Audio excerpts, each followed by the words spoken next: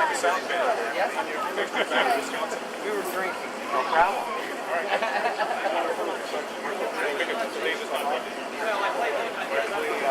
Don't film this guy.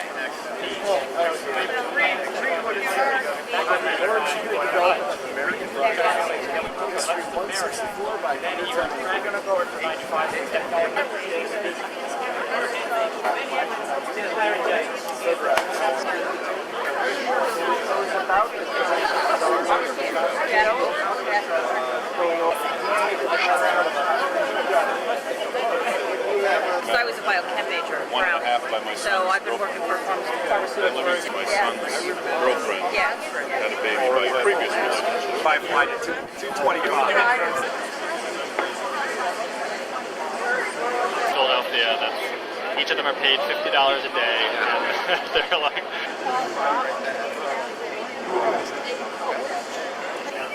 Hi Betty, I've heard all about you. Hi, Jack. Name I've heard of?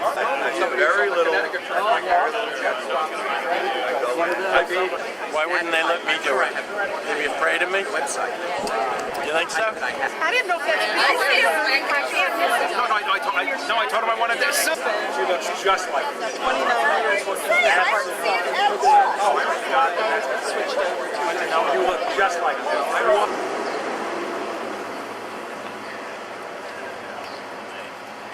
Oh yeah, walk down here, get the little plate. Take a quarter. Something like that.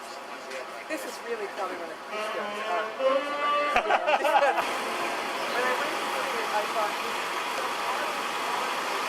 Wow. right? Sure. Embarrassed to admit. Service center up in LA.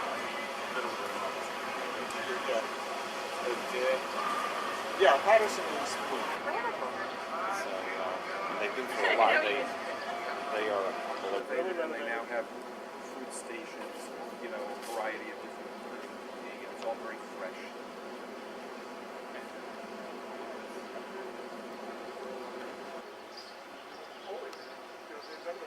Go to Cornell, they've got a chalk on the street. In Delaware, it would be, you know, erased immediately.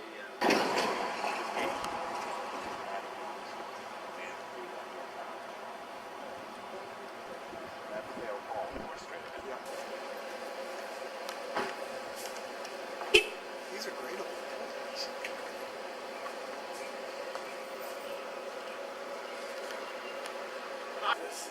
You don't have to get buzzed in.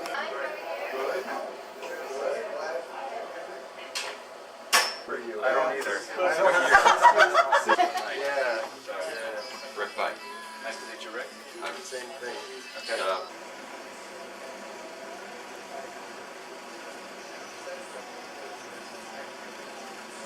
Years ago, we couldn't say that. So it's.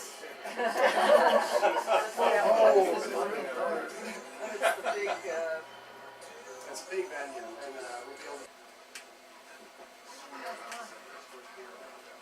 Those are all professionals right now. But however, there's an opportunity for students to intern. I'll spend a lot of my time in this office and the general sales manager's office. And we have currently 4 sales professionals. Which is most unlikely.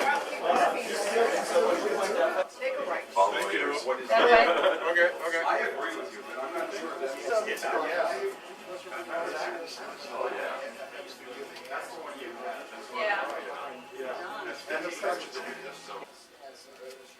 That being said, though, the committee does not choose what is going to be put on the airways. That's a collective effort by everyone. How do students decide? Do students decide to restrict when you switch to the Edge format? Corporate commercial radio station. And then going and getting. And then if we could translate that to on air, which we're trying, that would make us more effective. People see that, and they come to us not only as a radio station, but as like a what's going on this week and what can I get involved with. Like the latest thing for 360 that we're going to try and do come the fall semester is get involved with the charity events. So maybe we'll do cleanups clean up the parks on Sunday afternoons, and we'll have a remote broadcast for 360 where we'll be at a park cleaning up, and people associate that with BRU.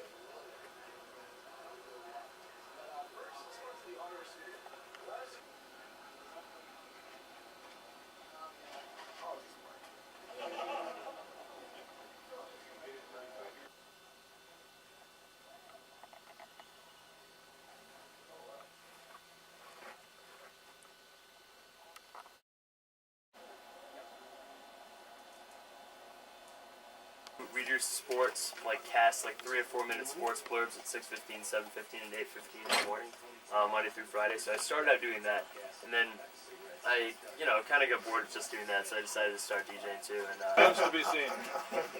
well, I'm actually on an 8-year plan, but we'll see how much we'll see how much I'm here once like med school starts. But You want to tell them about the log? oh yeah, absolutely. We have like in a given hour we have a professional programmer that are usually like a year and older, and all the goals are over there. And then we also have currents, and those they all get a lot of play.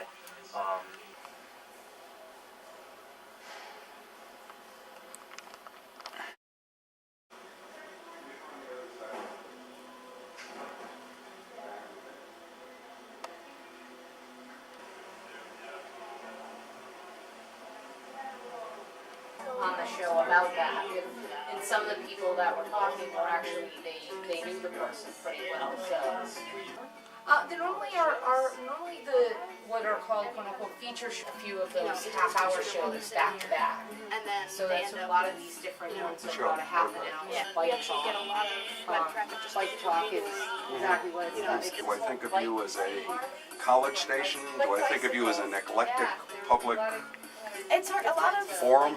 we get like random people from all over the world.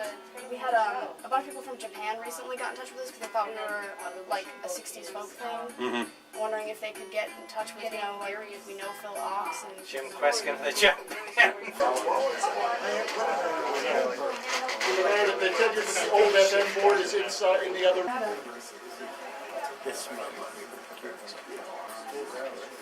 Oh yeah, we're coming up here. My name's Paul McCarthy, if I haven't met you yet. Looking forward to meeting you in person. And this is Brown Student Radio. Well, this is actually the theater and a cappella room here.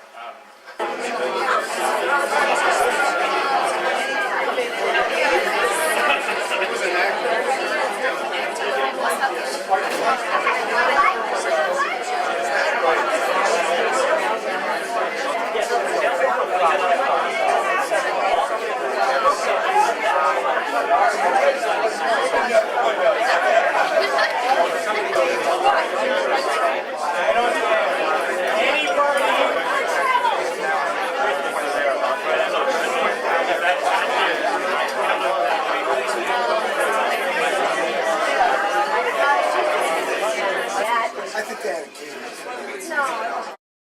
Everything that you thought was going to be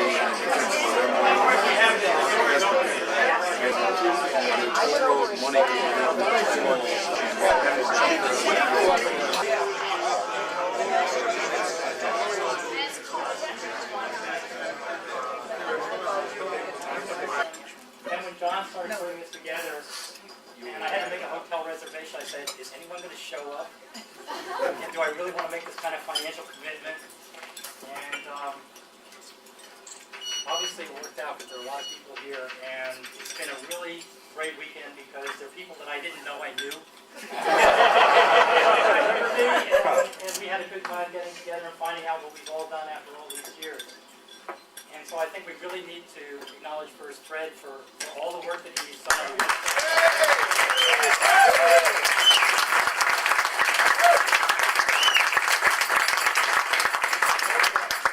It was very special, and it will be. And I didn't bring a camera to these things because there's so many people taking pictures. It's all got to show up on the website. It's all going to show up in Fred's email.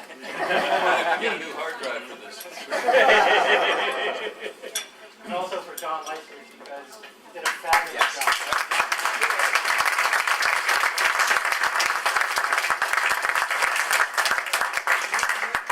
This is the class reunion that I have never had. Paul, yeah, how many times? This is the class of WBRU. Yeah. And you guys do have class. And the other thing that I really want to say, class by yourself. I've always been an outsider. And the other thing that I really wanted to say is that I am just so tickled to see both WBRU and BSR. My own personal feelings on this, both stations are seriously kicking butt.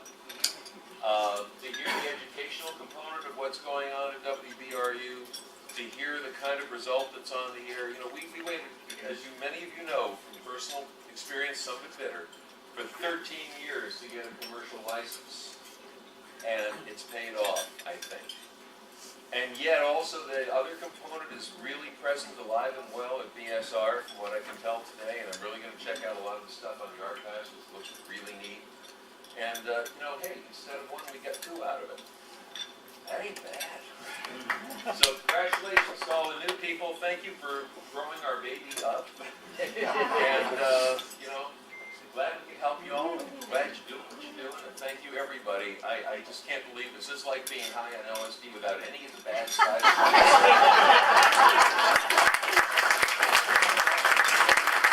Hand information. We didn't inhale.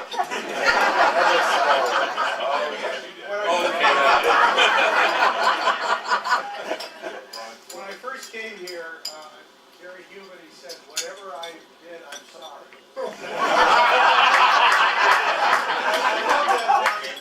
But in my case, I know what I'm apologizing for. Among the several things that I did for which I have never been forgiven, one of them was naming as the #1 song of the year in my senior year, Ballad of the Green Berets. As a slight bit of atonement, I offer the following. Feisty DJs on the air, folks who came from everywhere. What they played, God only knew. The brave folks of the BRU.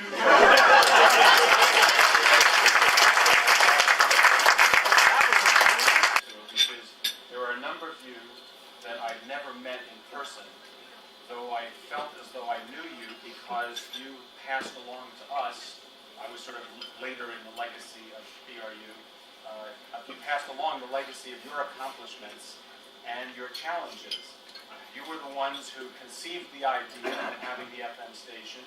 You figured out how to find the money. You figured out the legal problems. You found the money, found the transmitter, found a place to put it, figured out how to turn it on, and turned to the rest of us, or sort of went on into history and left the rest of us to figure out what to do with it. And I want to say that it's been very rewarding this weekend, actually, to meet and speak with the historic names of WBRU who left this entity to us, the later students.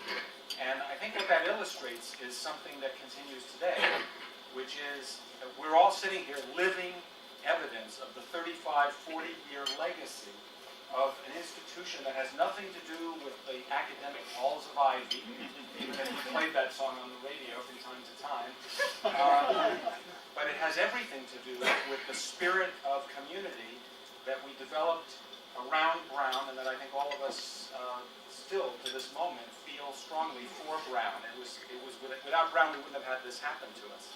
And so I want to thank all of you.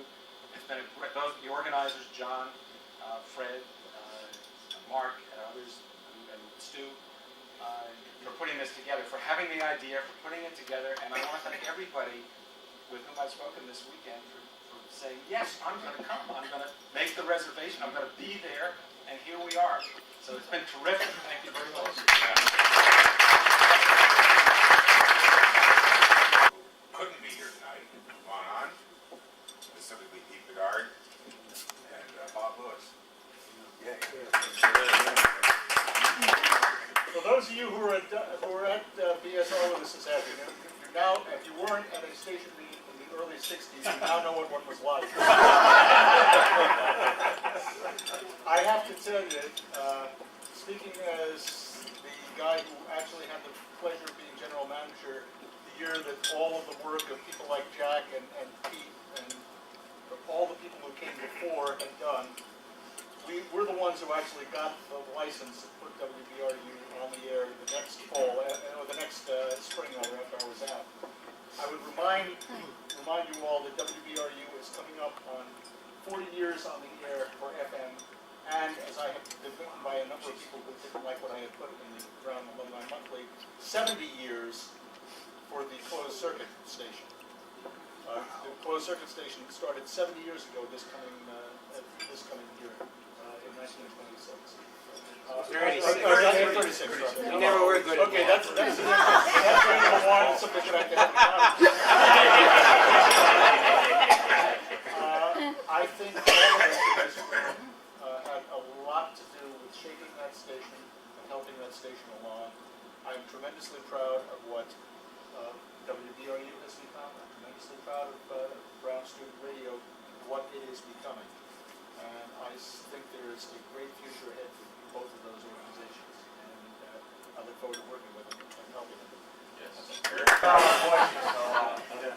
I would like to say that this all started because I got a phone call from a young lady at BSR last, I think it was November, saying we're trying to learn the history of our station and wonder if you have any archives for WBRU. And I did have some reel-to-reel tapes, and I offered to send them to her. Big silence on the other phone. Well, we don't have any reel-to-reel. At least you know what you meant. She recognized the word tape. So I said, well, I suppose, because I still had my old Sony, which I bought right after graduating. It sat there, most of the time doesn't do anything. And I said that maybe I could convert some of this to digital and send it to her. And I got thinking about it, and I said, well, what would be the easiest way to do this? And I said, well, I had created a couple of websites, so it'd probably be easier for me just to put it out on the web and have her download it. And I said, well, if I'm going to do that, I might as well put a little interface page on it. Maybe a few people would like to see it. Apparently, a few people would like to see it. So this was like a snowball. And so I started digging through my archives, which were not that big, but I found I had some pictures, so some pictures go up there. And the one person I've kept in touch with over the years from Brown has been Mark Jordan.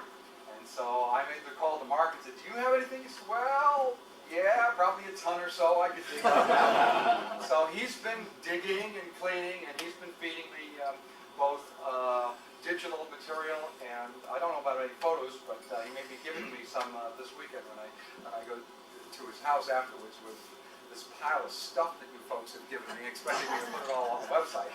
But Mark has been certainly very instrumental in excerpting air checks where he got, I don't know from God knows where, but he's saved them all these years, and a lot of the stuff that's out there came from little clips that were air checks, and it's been a lot of fun to put it together.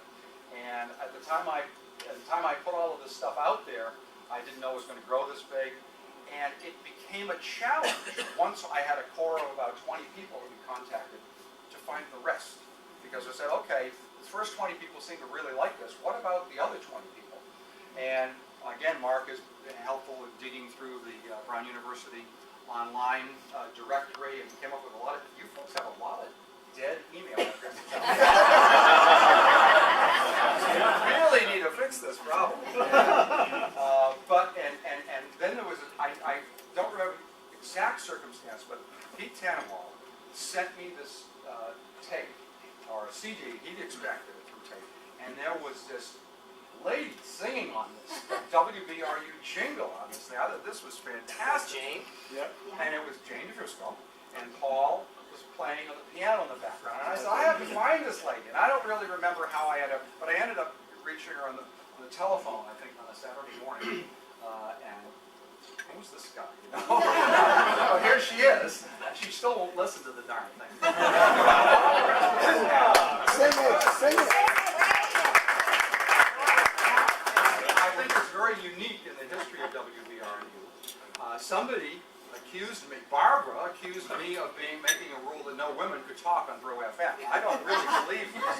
Well, somebody made that. Well, it couldn't have been me, Barbara. But then again, I really don't remember the name.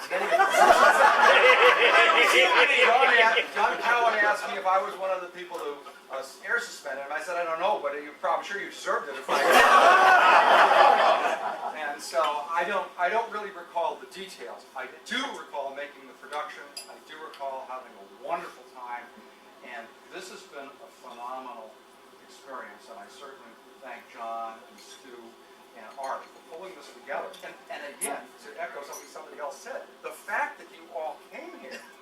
some of you at no trivial amount of expense, to join up with these other people. This is the best route. I don't personally choose to come to class reunions. I don't know those people. I do know... They don't even like you. all of them.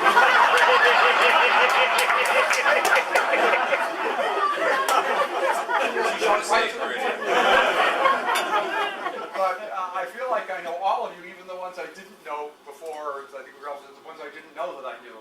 So it's been a really terrific experience, and so I thank whoever it was who called me originally and asked me if I had any archive materials, because it's grown into something very interesting.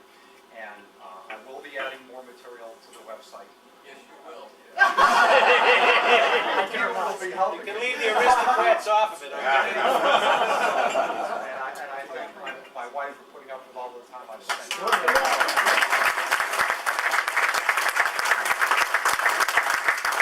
I also have to think that really, when we leave here tomorrow, and somebody asks her about how is that going to that board reunion, I don't think she's going to say she was bored. I think she's been having a really interesting time talking to really interesting people. So thank you all for being really interesting people. Thank you all for coming.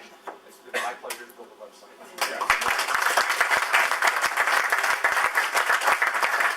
Do we want to do one of these things again? Yeah. If so, that's one of the, that's things far into the parameter, but if you want to do it again in a year, or 2 years, 3 years, what are people's thoughts on that? Or you're doing FM and refused to do it, wouldn't let us do it, and it ended up in Taunton, Massachusetts. Remember that? Yep. And so then all of a sudden WPFM became available for sale because they went bankrupt, basically. I mean, it seems silly to say, think of FM stations as going bankrupt and being worth nothing, but at that time they weren't worth nothing. I've been working for them, so maybe that has something to do with it. Well, I was going to leave that part out, Les, but you want to throw it in, you go right ahead. And we decided to try to talk them into buying it. $25,000. I mean, think about that. Maybe it was 30, but it was no more than 30. And, you know, they looked at us like, you know. We have 2 heads. Yeah, well, 3 in your case. I'm sorry, you just hand me these things like that. I should know better. For all these years, I don't know better. Right. You should be ashamed of yourself. I tried, Jack, I tried.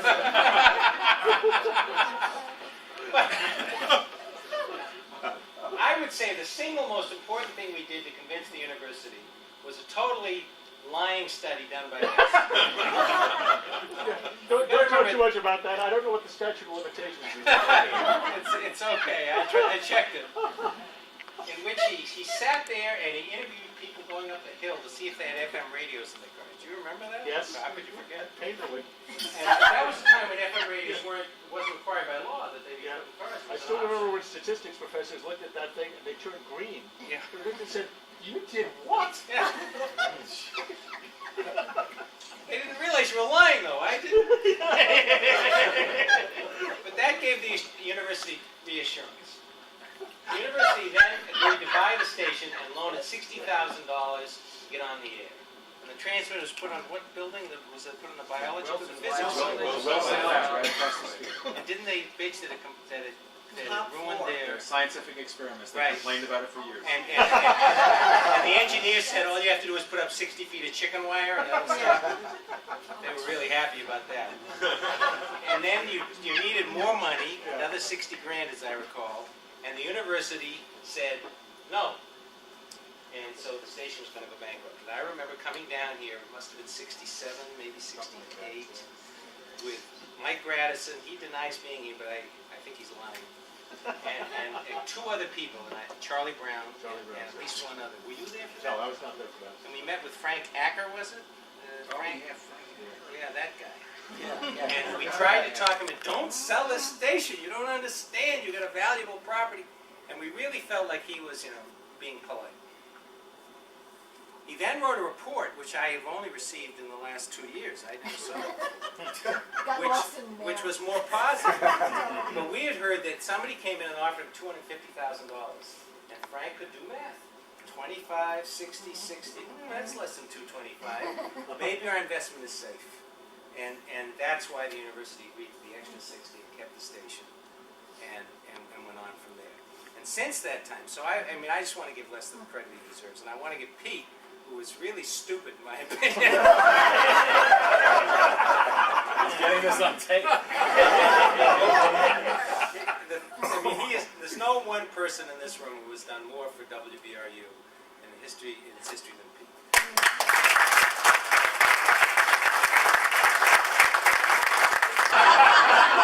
They haven't caught us yet on that. Are you sure it caused Contact interference deep from the throat. bio building, or was that when they went to the sciences library in '72? It was the Because that's bio what- building right across the street from Bob's house. Because when we went to the sciences library in '72, we had to shut it down immediately. And that's when we went to That's East what I think, Providence. yes. We blew a fortune building that. And where is the damn transmitter now? There's this big, tall transmitter on top of the building. What the hell is Yeah, that? that's the standby auxiliary Some cow. antenna, which BRU doesn't use anymore. It doesn't a work. decoy. And the university asked us if it was all right if they took it down, and we said fine, but they haven't taken it down But yet. that's that same 80-foot pole that we put up when we first, Yeah, and put it on the air. Violates a lot of. I don't know. We talked to the FAA at the time we put it up, and they said that because it was only an 80-foot pole, it didn't require lights, which seemed a little silly because we were sitting up on the top of the hill on the top of a tall building. That's what they all say until they put a heliport in downtown Providence. Now you can't put anything on the top of a brown building because it's in the path of the Yeah. heliport. Well, they didn't even require lights on it, which kind of surprised us.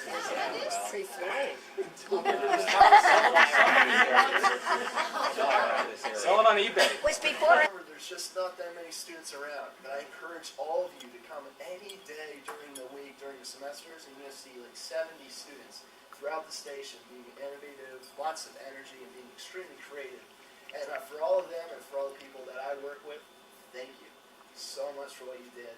Honestly, it means so much to us, and it may not be what you dreamed of initially, but just know it's ever-changing, it's never locked in position, and BRU is something that the students absolutely love, and it makes their learning experience what it is. And thank you very much. I'd like to thank each and every one of you, particularly the ones that were at WBRU during my time at Brown.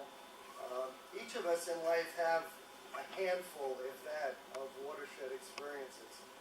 And certainly WBRU was that for me. It took a passion for radio that was birthed and nurtured during that time. And I was interested to hear the BSR people talking about how to motivate. And we just had a group of great people, and it was fun. And we didn't need motivation. The people were motivated, and so I would like to thank each and every one of you for making it a fun place that set me on a pathway in business on the selling side of first television and then the radio industry.